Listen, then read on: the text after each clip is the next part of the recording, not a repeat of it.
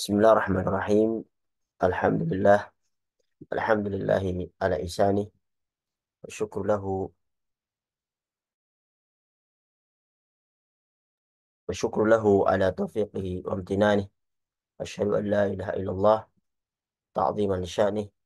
Asyhadu anna Muhammadan abduhu wa rasuluhu. Da'iyan ila ridwanih. Salawatullahi alaihi.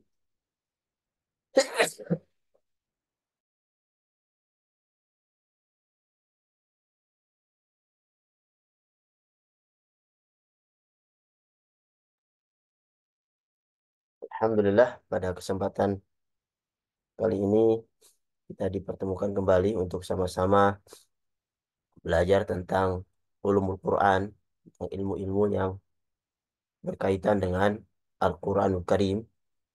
Di pertemuan ketiga ini kita akan sama-sama belajar tentang i'jaz Quran, i'jaz Al-Quranul Karim. Yang mana dengan mengetahuinya, mudah-mudahan bisa menjadikan kecintaan kita kepada Al-Quran dan kebanggaan kita terhadap Al-Quran semakin tinggi.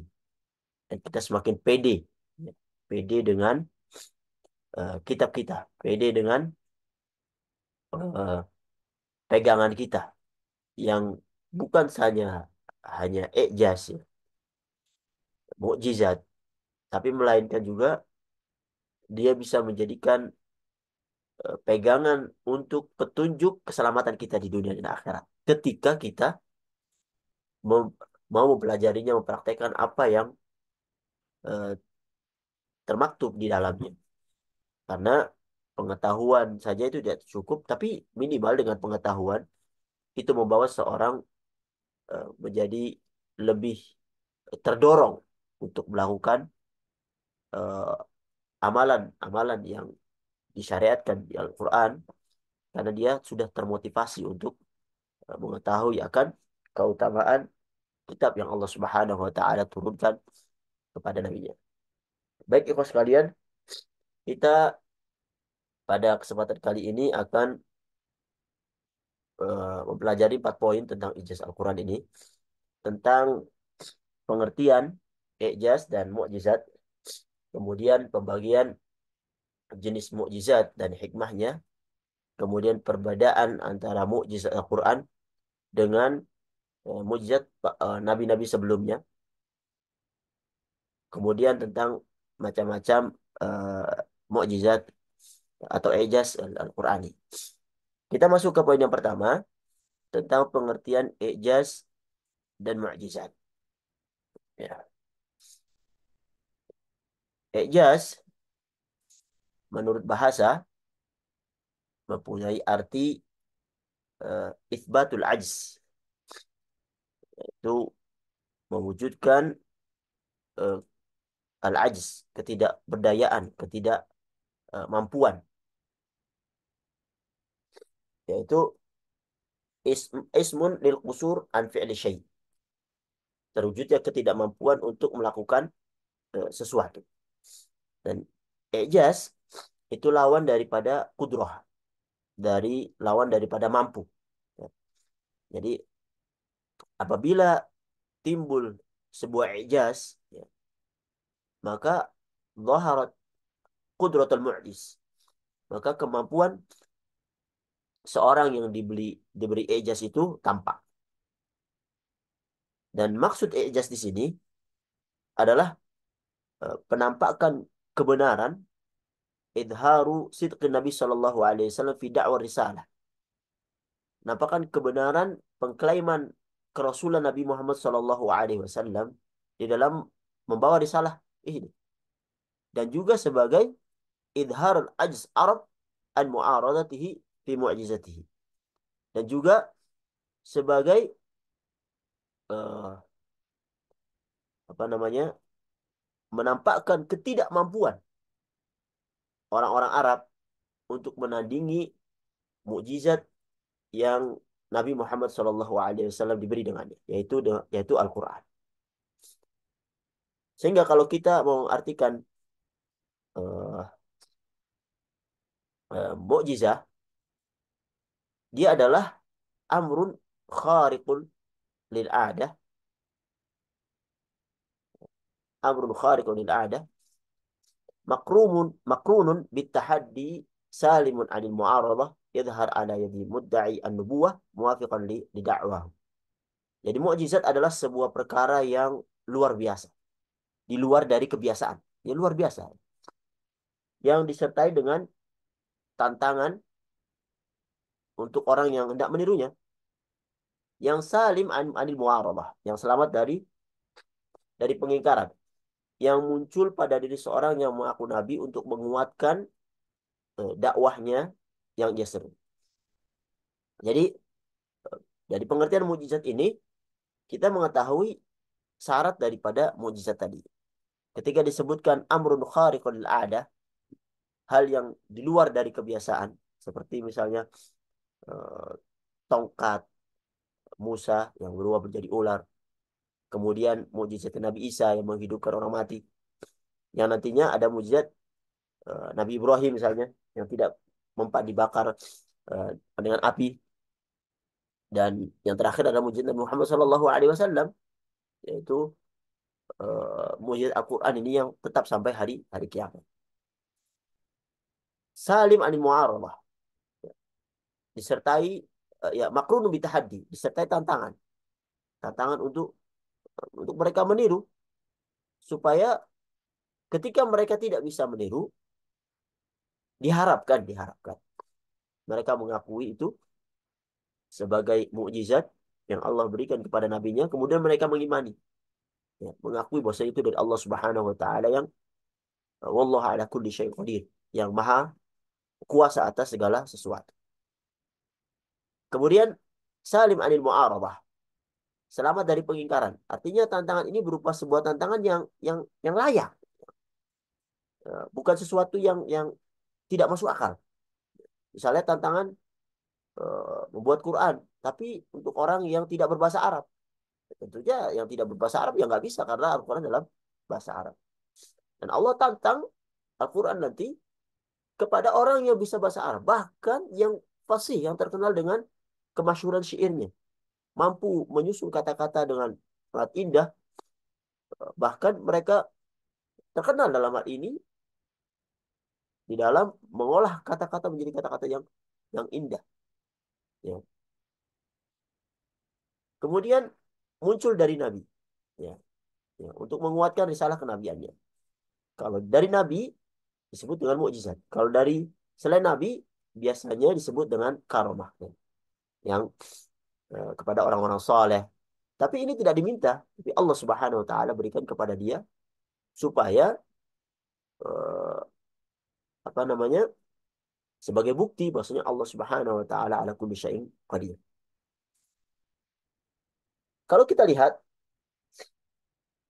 di dalam Al-Quran, Rasulullah Shallallahu Alaihi Wasallam menantang, ya, menantang orang-orang Arab, dan Al-Quran adalah mukjizat. Dan notabene orang-orang Arab ini adalah orang yang pasti. Mereka terkenal dengan Al-Quran karena mukjizat itu, ya, itu dikirim biasanya sesuai dengan apa yang terkenal di saat Nabi itu dikirim. Ya. Misalnya saat Nabi Musa terkenal dengan penyihir. Ya. Penyihir saat itu sangat sangat diakui, sangat apa namanya, ditinggi-tinggikan gitu ya.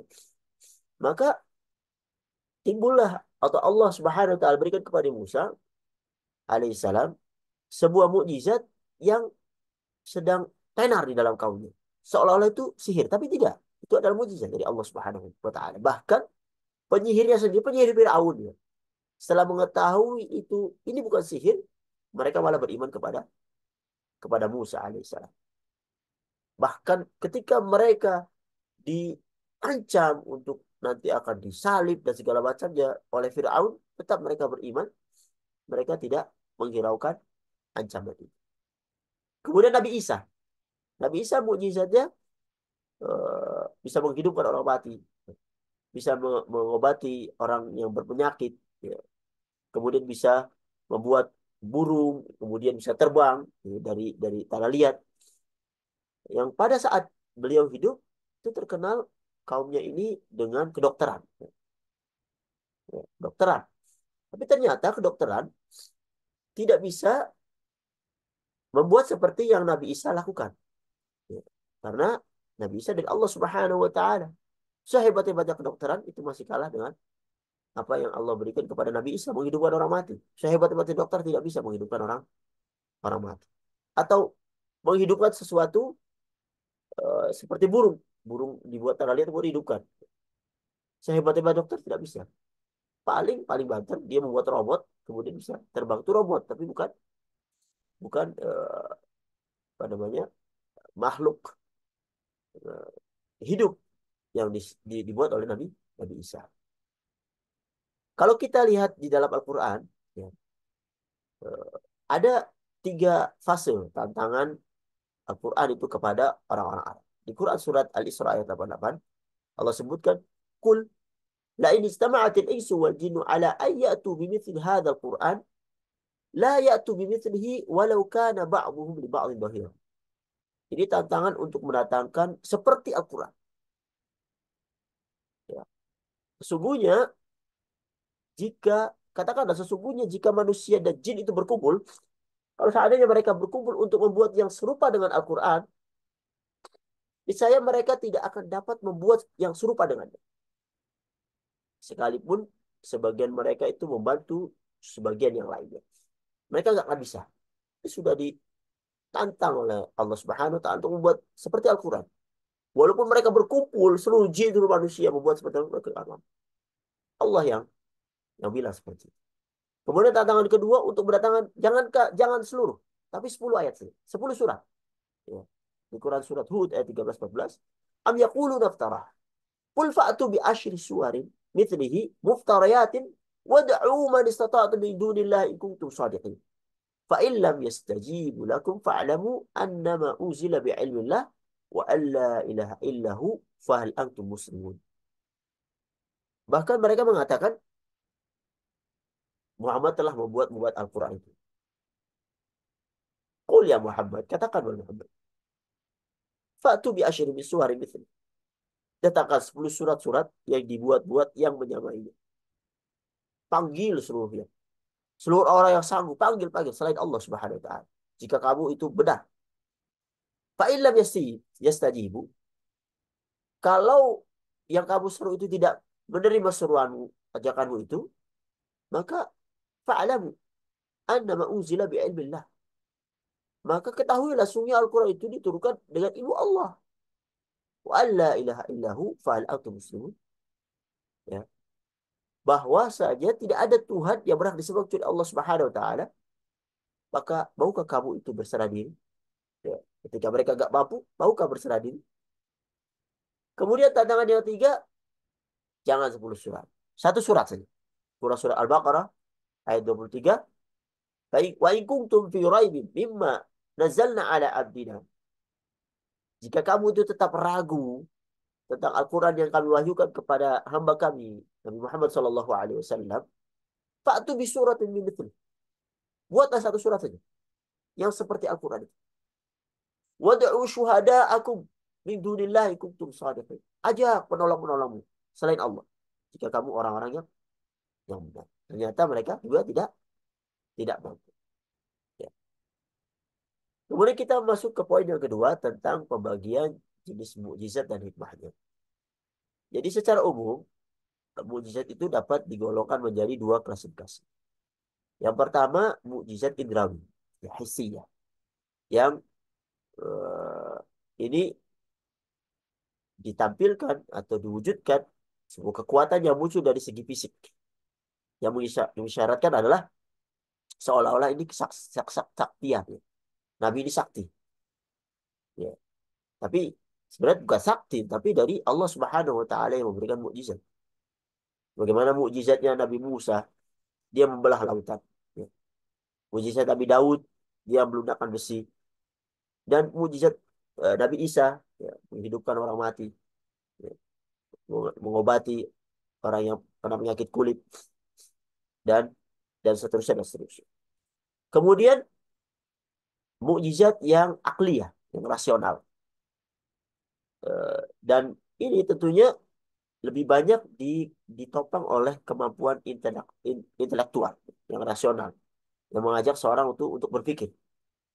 Dan eh, Al-Quran sebagai mukjizat Nabi Muhammad SAW dapat dilihat dari segi keajaiban ilmiah yang rasional ini. Karena apa? Al-Quran ini mukjizat yang abadi sampai hari kiamat. Apa hikmah dari pembagian mukjizat ini? Yang disebutkan dari Al-Imam As-Suyuti, Jalaluddin As-Suyuti, beliau berkomentar mengenai hikmah pembagian mukjizat tersebut. Beliau berpendapat bahwasanya kebanyakan mukjizat ya, yang ditampakkan oleh Allah Subhanahu wa taala pada diri Nabi yang diutus kepada Bani Israel adalah mukjizat yang jenis pertama, jenis fisik, jenis hissi. Ya. Beliau menambahkan eh, dikarenakan hal itu dikarenakan lemah atau keterbelakangan di tingkat intelektual dari Bani Israel. Sementara sebab yang melatar belakang diberikan mukjizat rasional atas umat Nabi Muhammad, ya, Nabi Muhammad diberi mukjizat yang bentuknya akli, rasional, adalah keberadaan mereka yang sudah relatif matang di bidang intelektual sebagai bentuk pujian terhadap umat Nabi Muhammad SAW. Beliau menambahkan, oleh karena itu Al-Quran ini adalah mukjizat yang rasional, yang mana sisi ijaznya itu bisa diketahui dengan kemampuan intelektual. Lain halnya dengan mukjizat fisik yang fisik itu bisa diketahui dengan instrumen indrawi, ya, bisa dilihat dengan mata. Dan Al-Quran ini meskipun ia kita klasifikasikan sebagai mukjizat yang rasional, ini tidak serta-merta menafikan mukjizat fisik yang telah dianugerahkan Allah Subhanahu wa taala kepada nabinya untuk memperkuat dakwahnya beliau Shallallahu alaihi wasallam. Ini membawa kita kepada poin yang ketiga tentang perbedaan mukjizat Al-Quran yang diberikan kepada Nabi Muhammad SAW dan dengan nabi-nabi yang sebelumnya. Ada beberapa perbedaan yang tampak ya antara mukjizat Al-Quran dengan mukjizat para nabi-nabi sebelumnya. Antara lain, mukjizat Nabi sebelumnya itu bersifat fisik, hasilnya. Maka dia habis sesuai dengan berlalunya zaman. Jadi generasi setelahnya itu tidak bisa lagi menyaksikan mukjizat tersebut. Jadi mukjizat itu hanya bisa disaksikan orang yang bersama dengan Nabi itu pada saat itu. Ketika dia hilang, yang setelahnya tidak bisa menyaksikan. Bedanya dengan Al-Quran, Al-Quran itu mukjizat yang terjaga. Inna nahnu nazzalna dzikra wa inna lahu lahafizun. Kamilah yang menurunkan Al-Quran, mereka kamilah yang menjaganya. Dia berkelanjutan. Dari zaman diturunkan Nabi Muhammad SAW Quran ini, sampai zaman kita menyaksikan Al-Quran persis seperti yang diturunkan kepada Nabi SAW. Tidak ada perubahan. Bahkan kalau ada yang berani mencoba-coba untuk merubahnya, dia akan tersikap. Tersikap. Karena Al-Quran ini dijaga dengan dua hal.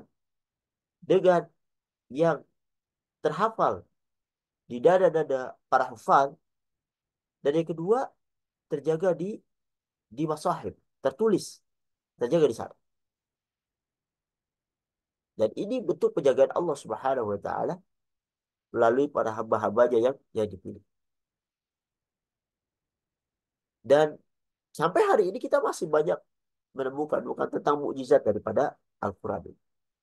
Poin yang kedua, mukjizat nabi-nabi sebelumnya itu terfokus pada penakjuban pandangan.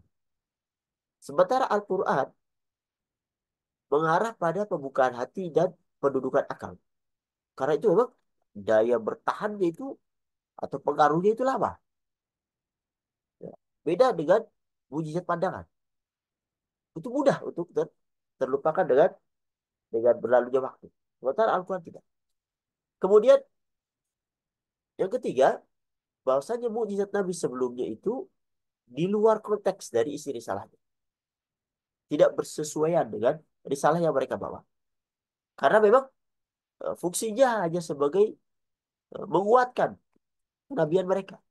Membuktikan bahwasanya mereka itu adalah utusan Allah Subhanahu wa taala. Contoh bisa menghidupkan orang mati. Mujizat Nabi Isa. Atau tongkat menjadi ular. Mujizat Nabi Musa. Tidak ada hubungan langsung dengan isi Taurat ataupun Injil. Ya. Karena itu membuktikan bahwasanya ini adalah dari Allah Subhanahu wa taala dan dia adalah utusan Allah, maka ikutilah Taurat dan Injil. Ya. Dan tidak masuk di dalam apa isi daripada Taurat dan Injil. Terpisah. Jadi konteks risalahnya itu sesuai dengan mujizat yang dia terima dari Allah Subhanahu wa taala. Sementara Al-Qur'an mujizatnya itu bersesuaian dan menguatkan isi daripada risalah kenabian Muhammad Shallallahu Alaihi Wasallam. Nah, ini membawa kita kepada poin yang selanjutnya. Lalu bidang mujizat apa yang ada di dalam Al-Quran? Ada beberapa sisi mujizat yang digolongkan oleh para ulama dan tentunya kita akan mengambil beberapanya saja. Yang eh, apa namanya? Yang memberi info kepada kita nantinya tentang luar biasa Al-Quran ini ternyata dia mempunyai ijaz dari banyak sisi, dari banyak banyak sisi. Baik, yang pertama kita tinjau dari sisi bahasa, susunan redaksinya, atau lebih dikenal dengan nama ijaz al-lughawi dari si bahasa. Ya. Kita telah menyaksikan sejarah dan telah terbukti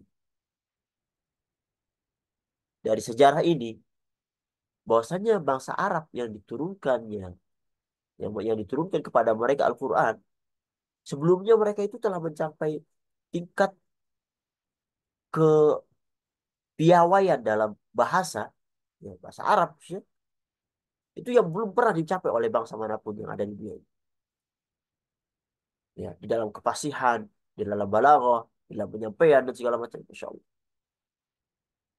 Bahkan mereka juga eh, merambah jalan yang belum pernah diinjak orang lain dalam kesempurnaan penjelasan, dalam al-bayan, keserasian dalam menyusun kata-kata, kelancaran dalam retorika dan logika.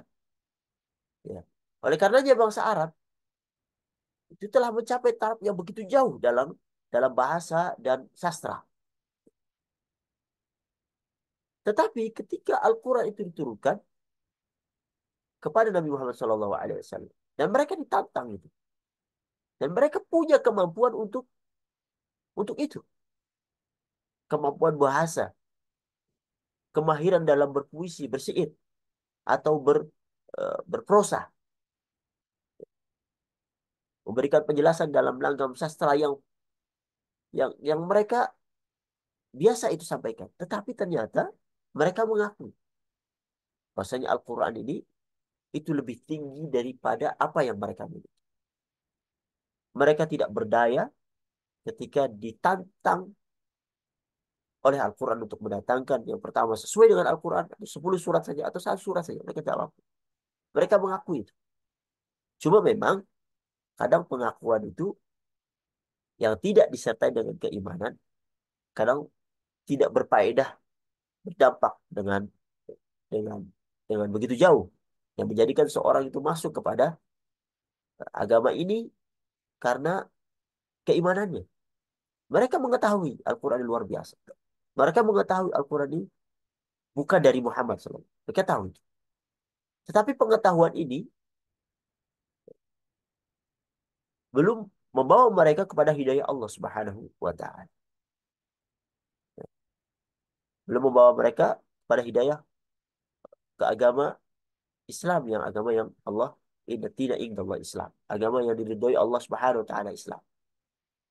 Karenanya pentingnya hidayah yang selalu kita mohon kepada Allah Subhanahu wa taala di dalam salat kita minimal 17 kali di dalam sehari semalam kita sebutkan ihdinas siratal mustaqim 17 kali minimal itu. Belum lagi dalam salat-salat sunnah. Ihdinas siratal mustaqim. Tunjukilah kami kepada hidayah jalan yang lurus. Kalau sudah ada hidayah, maka tetapkanlah hidayah ini istiqomahkan. Kalau kurang, maka tambahkan. Itu butuh pemohonan kita kepada Allah Subhanahu wa taala. Jadi begitu penting karena tanpa hidayah Allah Subhanahu wa taala banyak orang-orang pintar, banyak orang-orang cerdas, tetapi kecerdasannya tidak membawa kepada keselamatan dia di dunia dan di akhirat dengan tidak beriman dan masuk kepada agama yang Allah Subhanahu wa taala turunkan kepada Nabi Muhammad sallallahu alaihi wasallam. Kemudian dari sisi ilmiah atau dikenal dengan i'jaz al-ilmi. Dan i'jaz al-ilmi ini dari sisi ilmiah diantaranya dia mendorong Al-Quran ini mendorong untuk menstimulasi kepada manusia itu untuk berpikir yang jernih, berpikir yang keras, baik atas dirinya atau alam semesta yang mengitarinya. Yang kalau dia mau berenung, itu menunjukkan bahwasanya ini benar-benar ada pencipta dan tidak timbul dengan ojok-ojok, tidak timbul dengan tahu-tahu ada gitu. Enggak. Tapi pasti ini ada yang dengan kesempurnaan yang ada, pasti diatur oleh zat yang maha kuasa. Itu Allah Subhanahu wa taala. Dan Al-Quran itu mendorong manusia untuk berpikir. Ya. Baik dari sisi eh, di dirinya, sisi manusia, apa yang ada di dalam tubuh manusia. Dari mulai dia eh, tidak ada, kemudian ada dikarenakan suatu pertemuan dua air, kemudian berlanjut sampai bayi, jadi, kemudian bayi, kemudian besar, kemudian dimatikan lagi. Ataupun yang ada di sekelilingnya, dari tumbuh-tumbuhan, dari pepohonan, ya, eh, yang subhanallah buktikan bahwasanya Allah Subhanahu wa taala ala kulli syai'in qadir. Kemudian Al-Qur'an juga memberikan ruangan sebebas-bebasnya ya, pada pemikiran pergaulan pemikiran ilmu pengetahuan. Ya. Sementara kitab-kitab yang lainnya itu malah cenderung membatasi. Karena kalau umatnya ini mau mempelajarinya secara bebas seperti yang ada di Al-Quran, akan diketahui kekurangan yang ada. Akan diketahui eh, apa namanya sebuah hal yang bertolak belakang satu dengan yang lainnya. Bahkan bertolak belakang dengan ilmu pengetahuan. Tapi Al-Quran tidak demikian. Semakin seorang mempelajarinya, bahkan sebelum mereka beriman, ada sebagian orang yang belum beriman kepada agama ini, ketika dia mempelajari suatu hal, ternyata menemukan itu telah ada di Al-Quran dalam format kata-kata yang singkat gitu ya. Ya. Menjadikan dia beriman. Berapa banyak para ilmuwan itu yang masuk Islam? Dikarenakan ternyata apa yang mereka temukan itu sudah ada di Al-Quran. Sudah diisyaratkan di Al-Quran. Ya. Cuma memang kadang kita nggak tahu. Ya. Maka banyak yang masuk Islam, mereka adalah orang-orang pilihan.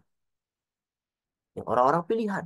Orang-orang yang mempelajari dan tidak masuk begitu saja. Mereka mempelajari, mereka menemukan hal-hal yang luar biasa di Islam ini, bahkan di kitabnya ini, sehingga mereka masuk kepada keimanan, masuk pada Islam. Sementara kebalikannya, orang Islam yang notabene yang kita lihat banyak yang boleh murtad gitu ya. Rata-rata mereka, mohon maaf, segi intelektualnya itu tidak seperti orang yang masuk Islam. Ya, lebih rendah. Bahkan kadang-kadang ada yang hanya sekedar pemenuhan eh, perut saja. Dikarenakan uang, dikarenakan iming-iming dibiayai ini, dimodali ini, dan segala macam. Kemudian yang ketiga, Al-Quran juga dalam menyampaikan dalil-dalil, argumen-argumen, penjelasan-penjelasan, ayat-ayat ilmiah, itu menyebutkan isyarat-isyarat ilmiah yang sebagiannya baru terungkap pada zaman sekarang. Baru terungkap zaman sekarang. Yang mana sangat mustahil pada zaman Nabi Shallallahu Alaihi Wasallam sesuatu yang luar biasa ini ilmiah ini itu ditampilkan atau dihadirkan dari sisi Rasulullah Shallallahu Alaihi Wasallam. Mustahil pada zaman itu. Pasti ini turun dari zat yang maha kuasa dan bukannya Al-Quran ini dibuat-buat oleh beliau Sallallahu Alaihi Wasallam. Karena apa? Karena yang ayat ayat ilmiah ini terbukti pada zaman sekarang. Walaupun nanti ada tanda tanda poin ya, yang satu hal yang, yang disayangkan atau yang tidak boleh, eh, nanti saya sebutkan pada catatan, memaksakan ayat Al-Quran ini terhadap sesuatu yang notabene ilmiahnya belum terbukti. Apa saja tentang ayat-ayat ilmiah ini? Contohnya adalah seperti isyarat tentang tata surya. Nah, surya ini ada yang mengatakan apa namanya, ya, di ilmuwan itu apa yang saya kurang ketahui ya. Kalau di Al-Quran disebutkan bahwasanya ya surat Al-Biyah ayat 30 disebutkan, dan ini yang diambil oleh ulama ilmuwan yang kebelakangan ini, akhir-akhir ini. Ya, mereka mengetahui bahwasanya awalam yaral ladzina kafaru anna samawati wal arda kanata ratqan fafataqnahuma wa ja'alna minal ma'i kulla syai'in hayyin afala yu'minun. Dan apakah orang-orang kafir itu tidak mengetahui bahwasanya langit dan bumi ini keduanya dahulunya itu adalah satu padat, satu padat.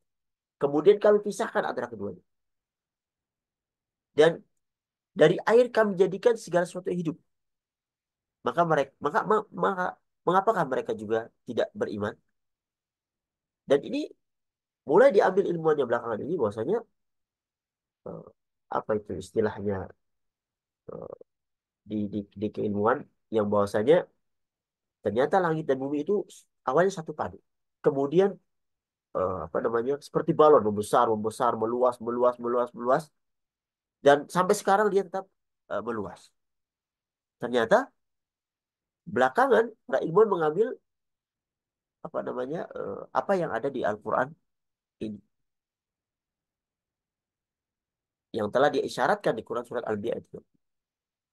Kemudian tentang isyarat tentang fungsi angin dalam penyerbukan bunga. Di Quran surat Al-Hijr ayat 22, wa arsalna riha lawaqiha fa anzalna minas sama'i ma'an fa asqaina kumuh wa ma antum lahu bikhazinin. Dan kami telah meniupkan angin. Jadi dengan angin itu fungsinya adalah dia mengawinkan tumbuh-tumbuhan. Dan kami juga dengan angin itu fa anzalna minas sama'i ma. Kami turunkan hujan dari langit. Lalu kami beri minum kamu dengan air itu. Dan sekali-kali, bukankah kamu yang menyimpannya? Ya. Jadi, dari fungsi angin adalah Allah Subhanahu wa Ta'ala meniupkannya untuk mengawinkan tumbuh-tumbuhan. Ya. Karena banyak tumbuh-tumbuhan di sini, seperti misalnya kalau di kita di Saudi ini, itu kurma. Kurma itu ada kurma laki-laki, ada kurma perempuan. Jadi kalau misalnya cuma laki-laki saja, dia tidak akan berbuah. Tapi ada namanya tangkih di nikah. Kalau di Kosim, di kami sini, itu musim panas biasanya diikuti dengan angin yang kencang, bahkan badai, badai debu. Nah, badai ini itu membawa serbuk yang laki-laki ini kepada kepada yang wanita sehingga menimbulkan korma kalau di kita. Mungkin di Indonesia juga ada contoh yang seperti itu, ya, penyerbukan ya, atau tangkeh yang dengannya kita bisa menikmati buah-buahan dari eh, angin yang membawa hal tersebut. Walaupun belakangan ini dilakukan eh, dengan tangan manusia, dengan apa namanya, mereka yang menikahkan. Tapi pada asalnya itu dilakukan dengan oleh oleh angin yang salah satu fungsinya adalah mengawinkan tumbuh-tumbuhan. Kemudian juga angin juga berfungsi seperti disebut Al-Hijrah 22 ini juga menggerakkan awan sehingga eh, awan itu menurunkan air-air atau yang menimbulkan hujan dari langit. Berapa banyak kita melihat hujan itu didahului dengan angin. Angin itu yang menggerakkan awan kemudian turun kepada dari langit hujan kepada kita sekali. Dan di di Qasim ini di Saudi ya bahkan menyeluruh ya hampir menyeluruh. Padahal ini musim panas, tapi subhanallah beberapa hari yang lalu 2 hari berturut-turut itu hujan deras di situ. Ya. Padahal keumumannya ya kita bicara keumumannya hujan itu tidak turun kecuali pada musim dingin. Itu pun sekali 2 kali itu sudah. Tapi pada tahun ini subhanallah bahkan di musim panas pun kemarin 2 hari yang lalu itu beberapa hari yang lalu itu hujan dengan deras sekali. Ya. Bahkan sebagian daerah itu banjir. Tapi banjir di sini itu cepat ya, cepat cepat hilang karena sebentar itu banjir sebenarnya kayak antrinya air untuk bisa masuk ke ke jalur air karena jalur air penuh. Jadi mereka antri masuk situ memasuki rumah-rumah warga atau memasuki jalan-jalan. Tapi sebentar aja. Kemudian salah satu ijaz ilmi yang lainnya adalah isyarat tentang sidik jari manusia. Ya, yang mana belakangan ini absen di beberapa kantor itu menggunakan sidik jari. Kalau dulu kan tanda tangan ya, tanda tangan gitu, di kertas. Kemudian beberapa belakangan ini sudah mulai itu absen dengan sidik jari. Jadi nggak bisa diwakili. Kalau dulu kan kalau tanda tangan kan masih bisa diwakili tuh. Tolong tanda tangan di saya dong. Tapi kalau sidik jari masa pinjam jarinya dong saya untuk absen gitu. Saya nggak bisa hadir, nggak bisa. Bahkan sekarang lebih berkembang lagi absen dengan mata, dengan melihat itu. Kemudian untuk absen di beberapa kantor. Dan ini isyarat dengan sidik jari manusia yang dikatakan bahwasanya setiap manusia itu sidik jarinya berbeda-beda menurut ilmuwan. Sudah diisyaratkan di dalam Al-Quran, bala qadirina ala an nusawwiya banana. Di Quran surat Al-Qiyamah ayat 4. Bukan demikian. Sebenarnya kami kuasa menyusun kembali jari jemari dengan sempurna. Ya. Jari jemari dengan sempurna. Sudah disyaratkan oleh Al-Quran dan dipakai oleh para ilmuwan untuk yang sekarang yang utamanya untuk apa namanya tahqiq ya misalnya di kepolisian ya.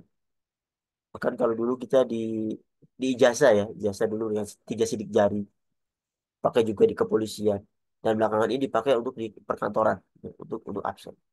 Nah, ini ada catatan penting tentang ijazah ilmi. Ini di antaranya saja ya, tidak semuanya kita sebutkan. Kita lihat banyak ya buku yang menulis tentang keajaiban ilmiah Al-Quran ini.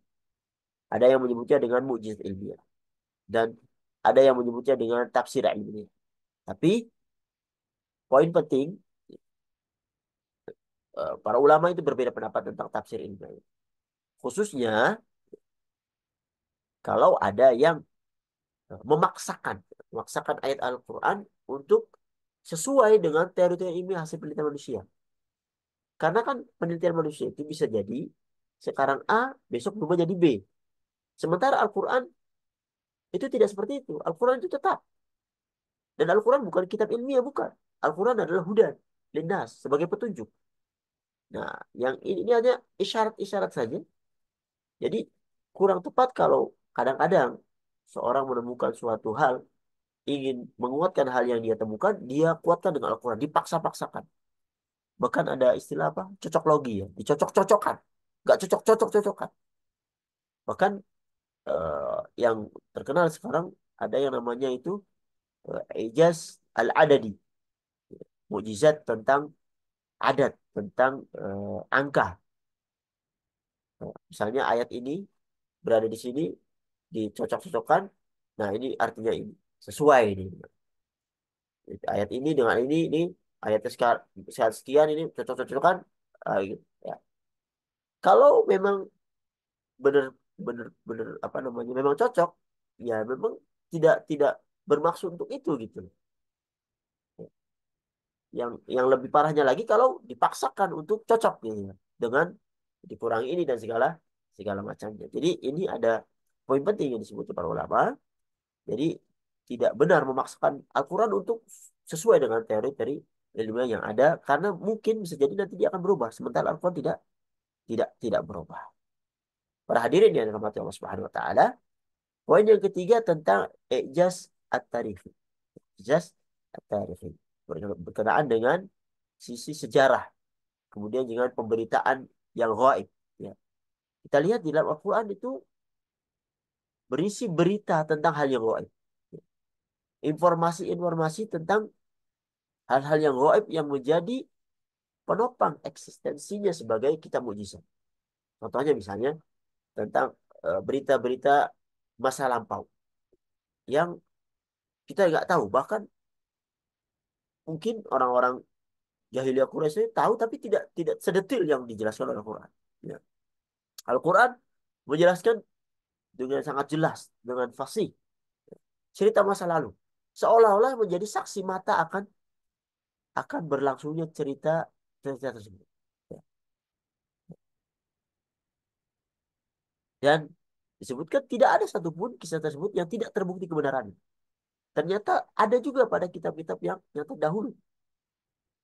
Walaupun kitab yang terdahulu, kitab Taurat dan Injil sudah mulai dirombak. Ya. Kalau tidak dirombak, ada kesesuaian seperti yang disebutkan di dalam Al-Quran.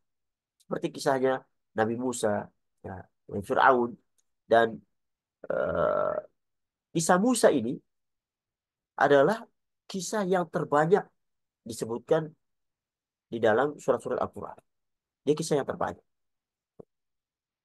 Kemudian kisah Nabi Ibrahim, kisah Yusuf, bahkan kisah Yusuf ini dalam satu surat khusus menceritakan Nabi Yusuf dari mulai kecilnya sampai dia dewasanya. Bahkan cerita awal penciptaan manusia, cerita Adam, cerita istrinya, cerita anak-anaknya, ya. Percakapan mereka, bagaimana anak-anaknya disaling bunuh-bunuhan, disebutkan di dalam Al-Quran hal-hal yang seperti ini yang sesuai dengan kenyataannya. Yang kita tidak bisa mendapatkan informasi kecuali dari Al-Quran. Kemudian tentang keghaiban masa kini. Di antaranya adalah pada masa Rasulullah, Allah Subhanahu wa taala bongkar niat busuk orang munafik. Allah bongkar. Di Quran surah Al-Baqarah ayat 204. Wa minan nasi may yu'jibuka qawluhu fil hayati dunya wa yushhidullah ala ma fi qalbihi wa huwa ala bil khisam. Dan di antara manusia ada orang yang ucapannya tentang kehidupan dunia itu menarik hati. Padahal dipersaksikannya kepada Allah atas kebenaran hatinya. Padahal ia adalah wa huwa ala bil khisam. Dia adalah penantang yang paling keras. Jadi orang munafik itu dia mempunyai kemampuan dalam berbicara, kemampuan dalam mengolah kata-kata, membolak-balikan kata-kata. Yang mana pada hakikatnya tujuannya dia berkata itu untuk menunjukkan kebencian yang ada di dalam hatinya, untuk menjauhkan orang dari agama ini. Tapi kesannya dia itu menjadi penolong agama ini. Ya, kesannya. Maka Allah bongkar dan beritahu kepada Nabi, wahu aladul khisam. Dialah penantang yang paling paling keras. Kemudian tentang ramalan kejadian yang masa mendatang. Al-Quran menjelaskan misalnya tentang kemenangannya Romawi atas Persia. Di Quran surat Ar-Rum. Ghulibatir Rum. Bangsa Romawi itu telah dikalahkan oleh bangsa Persia. Fi adnal ardi wa hum min ba'di ghalabihim sayaghlibun.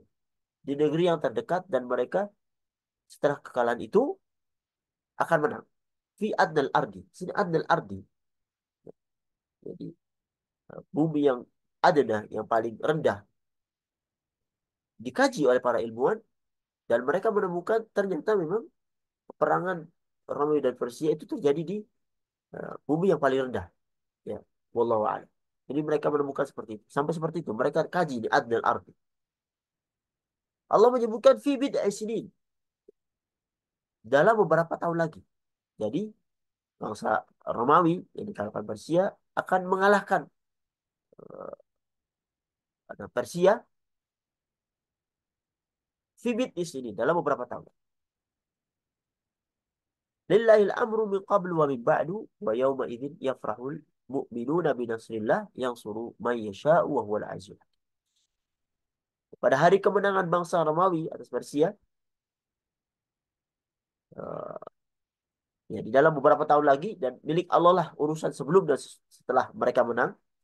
Dan pada hari kemenangan bangsa Romawi itu bergembiralah orang-orang orang mukmin karena pertolongan Allah. Karena Allah menolong siapa yang Ia kehendaki. Wa huwal azizur rahim. Dia Maha perkasa lagi Maha penyayang. Ini diinformasikan oleh Al-Quran dan benar terjadi sesuai dengan yang ada di dalam Al-Quran. Kemudian sisi yang keempat tentang i'jaz atas syari'i. Sisi petunjuk tentang penetapan hukum. Dan di antara sesuatu yang mencengangkan akal ya, yang tak mungkin dicari penyebabnya selain bahwa Al-Quran itu adalah wahyu Allah Subhanahu wa taala adalah terkandungnya syariat yang paling ideal bagi umat manusia. Undang-undangnya itu paling lurus bagi kehidupan. Yang dibawa Al-Quran untuk mengatur kehidupan yang mencakup seluruh aspek kehidupan. Meskipun kadang orang melihatnya dengan kasat mata, yaitu tidak adil, kejam, dan sebagainya. Tapi sesungguhnya itu adalah kesempurnaan hukum yang tidak terhingga. Yang kalau seandainya mereka terapkan apa yang di dalam Al-Quran sebutkan, maka akan terjadilah keamanan, akan terjadilah ketenangan, ketentraman di dalam kehidupan mereka. Di antaranya adalah hukuman hudud bagi pelaku zina, bagi mencuri, bagi orang-orang yang mencuri. Di Quran surah An-Nur disebutkan azaniyatu wazani fajlidu kulla wahidun minhuma jaldah. Minhuma mi'ata jaldah. Orang wanita yang berzina, laki-laki yang berzina, maka cambuk ya, sebanyak 100 kali. Wala ta'khudkum bihima ra'fatun fi dinillah in kuntum tu'minuna billah wal yawmil akhir wal yashhad 'adzabahuma ta'ifatun minal mu'minin. Jangan kamu berbelas kasih kepada mereka ya, dalam agama ini ketika kamu beriman kepada Allah Subhanahu wa taala dan hari akhir. Dan hendaknya hukuman itu disaksikan oleh orang-orang yang beriman. Kalau ini diterapkan, tapi sangat disayangkan ya, belum diterapkan. Dan yang menerapkan bukan sembarang orang. Ini harus menerapkan adalah harus al-hakim. Ya. Insya Allah perzinahan akan ya boleh katakan hilang ataupun minimalisir sekali. Kemudian tentang hukuman qisas dalam pembunuhan.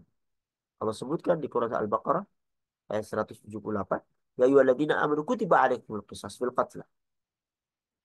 Allah tetapkan kepada kamu hukuman qisas di dalam pembunuhan. Al-hurru bil hurri, yang merdeka dengan merdeka, wal abdu bil abdi, ya, budak dengan budak, wal unsa bil unsa, wanita dengan wanita. Faman ufiya lahu min akhihi syai'un fattiba'u bil ma'ruf wa adaun ilaihi bi ihsan.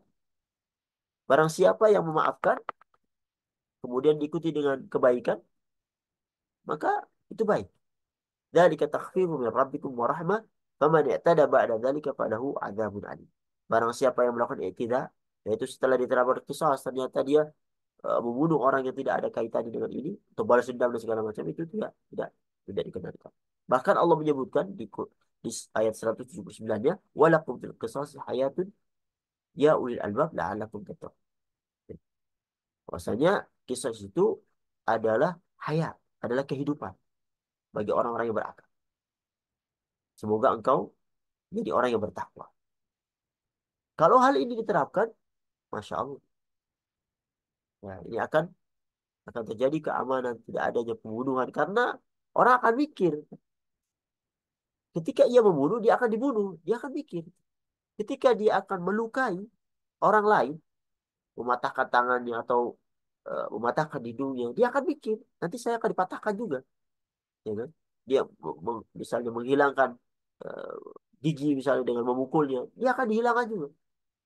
Makanya kalau Bapak Ibu yang pernah misalnya ke Saudi ini melihat di sini itu kalau ada orang yang berantem, mereka tidak berani fisik. Mereka tidak berani fisik. Ya. Hanya suara saja. Wow, wow, wow, wow, wow, wow, wow. Tapi setelahnya setelah udah gitu. Karena kalau sudah fisik, nanti masuk ke mahkamah, berat. Berat hukumannya, bayarnya sangat berat. Kemudian yang selanjutnya tentang hukum waris. Hukum waris Allah Subhanahu wa taala langsung bagi dengan detil karena masalah harta ini masalah yang bahaya. Langsung Allah Subhanahu wa taala bagi secara detil. Di surat Quran Nisa ayat 11 12 Allah jelaskan itu dengan detil. Yusikumullah fi auladikum lidzakari mithlu hadzal unthayain. Allah memberikan wasiat terhadap anak-anak kalian bahwasanya laki-laki itu mendapatkan dua bagian daripada wanita. Kemudian Allah jelaskan pembagiannya. Dan yang terakhir sebagai contohnya adalah hukum transaksi keuangan, perdagangan, hutang piutang. Ini adalah ayat yang terpanjang di dalam Al-Quran. Surat Al-Baqarah ayat 282. Ya ayyuhalladzina amanu idza tadayantum bidainin ila ajalin musamma faktubuh. Wahai orang yang beriman, jika kamu eh, berhutang ya sampai waktu yang ditentukan maka ditulis supaya nanti jelas kapan dia berhutang, berapa hutangnya. Karena orang kadang suka lupa. Baik yang menghutangnya atau yang berhutang. Suka lupa. Yang akhirnya kelupaan itu menimbulkan pertikaian. Dan ini yang tidak diinginkan. Kemudian tentang hukum perang dan perdamaian. Allah Subhanahu wa taala menyebutkan untuk bersiap diri dalam sebelum berperang. Bersiap wa'iddu lahum mastata'tu min quwwah wa min ribatil khair turhibuna bihi aduwallahu wa aduwakum wa akharina min dunihim la ta'lamunahum Allah ya'lamuhum. Wa ma tunfiqu min syai'in fi sabilillah yuwaffa ilaikum wa antum la tudzamun. Persiapkan diri untuk menghadapi mereka apa saja yang kamu berupa kekuatan dan pasukan kuda. Jadi persiapkan untuk peperangan ya, sebelum berperang. Jadi butuh butuh persiapan. Begitupun nanti kalau sudah misalnya damai, mereka tidak mau berperang, kemudian damai itu lebih baik. Wa in janahu lisalmi fajnah laha fatawakkal 'ala Allah. Innahu wasamiul alim. Tetapi jika mereka condong pada perdamaian, condonglah engkau Muhammad pada perdamaian itu dan bertakwalah kepada Allah Subhanahu wa taala. Oleh karenanya para hadirin yang rahmati Allah Subhanahu wa taala, inilah secara singkat ya berkenaan dengan ijaz Al-Quran, mukjizat Al-Quran yang notabene itu berada di tengah-tengah kita. Yang kadang kita tidak mengetahuinya ketika kita tidak bersinggungan dengan Al-Quran itu. Jangankan kita mempelajari isinya. Membacanya saja kadang sebagian kita yang notabene muslim itu tidak membacanya. Apalagi mentadaburinya, apalagi mengamalkannya. Yang mana banyak di sana orang-orang yang dengan satu baris saja, satu kata dalam Al-Quran, mereka tadaburi, menjadikan mereka menerima agama ini dengan luar biasa. Menjadi penolong agama-agama Allah Subhanahu wa taala. Bahkan orang kafir pun ketika mendapatkan hidayah dengan satu dua kata dalam Al-Quran, mereka masuk Islam. Ya. Dan mudah-mudahan hal ini juga mendorong kita untuk lebih mencintai dan bangga dengan Al-Quran yang Allah Subhanahu wa taala berikan kepada kita sehingga kita bisa menjadi orang yang bahagia di dunia dan juga bahagia di akhirat. Inilah yang bisa saya sampaikan pada kesempatan kali ini. Mudah-mudahan bermanfaat bagi kami pribadi dan ikhwas sekalian. Kalau ada benarnya datangnya dari Allah Subhanahu wa taala, kalau banyak salahnya datangnya dari kami pribadi. Hada wa sallallahu alaihi Muhammad wa ala alihi washabihi ajma'in.